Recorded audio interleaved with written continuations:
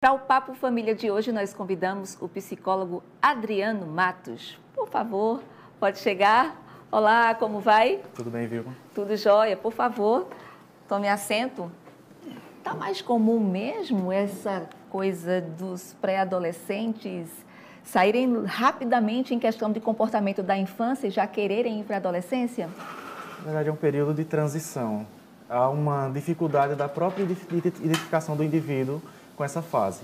Ora, ele se identifica como criança, e aí começa os comportamentos, tudo aquilo que outrora era comum.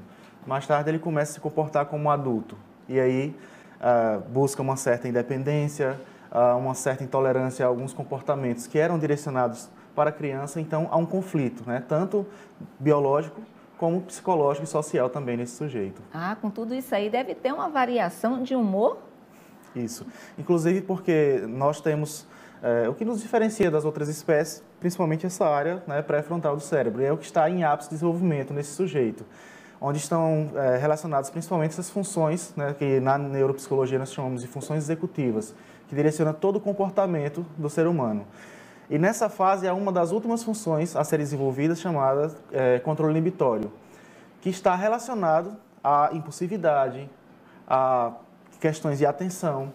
E como essa é uma das últimas funções a serem desenvolvidas, esse adolescente que agora aparenta ser um adulto, ele não tem condições neurológicas nem psicológicas para manter uma certa responsabilidade sobre esses comportamentos. E daí que vem os conflitos. Aí sobra para os pais, né? Isso. A pergunta crucial, como é que os pais têm que lidar com os filhos nessa fase de transição? Bem, quando há essa preocupação no período agora, né, da adolescência, já é um tanto delicado. Por isso que o importante é trabalhar quanto antes, melhor. Né? Desenvolvendo um relacionamento de amizade, um relacionamento que esteja aberto para discussões, inclusive nos temas mais delicados, que o comum, infelizmente, é que os pais, eles têm assim, uma certa dificuldade de lidar com temas como, por exemplo, violência, sexualidade, né, e relacionamento. E aí, quando deixa isso para a última hora, fica meio complicado. Então, se eu já tenho um relacionamento aberto com meus filhos, desde o período da infância ali, se eu já converso sobre sexualidade, por exemplo, o que falar sobre sexualidade com uma criança? Só o fato de você falar que existem partes do corpo delas que são íntimas, que se alguém pedir para olhar, para tocar, é para ela, né, dizer não, buscar ajuda, né, e aí identificar alguma figura de acolhimento, que é principalmente a representação de uma mãe com a criança que representa ali uma figura de acolhimento. Esses pequenos detalhes conversados desde cedo podem evitar muitos conflitos, inclusive poderiam evitar muitas situações de abuso. Vai facilitar, né, a convivência. Uma coisa que os pré-adolescentes e adolescentes reclamam é que eles querem ter uma vida um tanto privada, né? Às vezes se fecham no quarto. Como os pais podem manter essa proximidade sem invadir muito o espaço deles? Isso, com o avanço da tecnologia, tem se tornado cada vez mais delicado, né? Porque, assim, há um domínio dessa geração com a tecnologia e os pais ainda desconhecem muito, né, das possibilidades, das dificuldades quanto ao acesso, né? Então, assim, há essa questão da regra, né, de condicionar o comportamento da criança, desse jovem, na verdade. Mas, assim, como eu posso fazer isso sem tirar a autonomia desse sujeito, né? Teoricamente, a gente chama isso de heteronomia. É uma fase que ele nem está na anomia, na ausência de regras, ele já tem as regras, mas ele também não consegue ter o domínio sobre o comportamento diante dessas regras. Ele não está ele está em processo para a autonomia. Então, é preciso dar liberdade, mas, ao mesmo tempo, estar, não diria bem fiscalizando, mas coordenando, orientando, e aí vem uma coisa interessante. Saber o que o filho está fazendo, né? Trancado no quarto, se está com o celular, de repente está conversando até com um adulto mal intencionado, né? E aí vem a questão de não trabalhar diretamente com punição. Trabalhar mais com um esquema de reforço, né?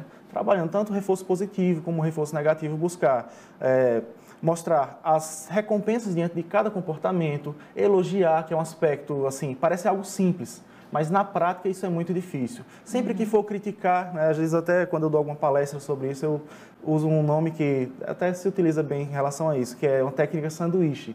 Você vai fazer uma crítica para o adolescente, ou até aplicar em outros ambientes também. Né? Leva um elogio, um aspecto positivo do comportamento, mostre que ele não é aquilo, mas que ele está sendo. Nós estamos em desenvolvimento, então Sim. nós estamos em processo de construção, de amadurecimento. Então, eu levo um aspecto positivo, eu elogio primeiro ele, olha, você tem essas qualidades e tal, mas ultimamente você tem se comportado assim e assim. Sim. Eu trago o aspecto negativo do comportamento, depois eu dou um reforço mostrando que ele tem potencialidades, inclusive eu me coloco à disposição e eu estou aqui para te ajudar nisso. Então, só o fato de você levar essa informação, né, com esse sanduíche, positivo, negativo e positivo, e se colocando à disposição, não para reprimi-lo, mas para ajudá-lo a superar aquela dificuldade. Isso já faz uma grande diferença. Os pais também procurarem atividades para fazer junto com os filhos, seja atividade física, algum hobby, isso também vai facilitar, né? Isso, com certeza. Quanto mais os pais conseguirem interagir, né, tendo também cuidado para não invadir a individualidade desse sujeito, como ele está nessa transição, onde ele está agora, ora criança, ora adolescente, ora se identificando inclusive como adulto, inclusive a adolescência é um aspecto que tem muito da cultura também, então a gente precisa reforçar nesses pais que eles precisam estarem juntos, focados em contribuir para esse desenvolvimento. Adriano Matos, psicólogo, muito obrigada pela sua presença. Agradeço. Foi um papo bem legal. Uma boa tarde e até a próxima. Obrigado.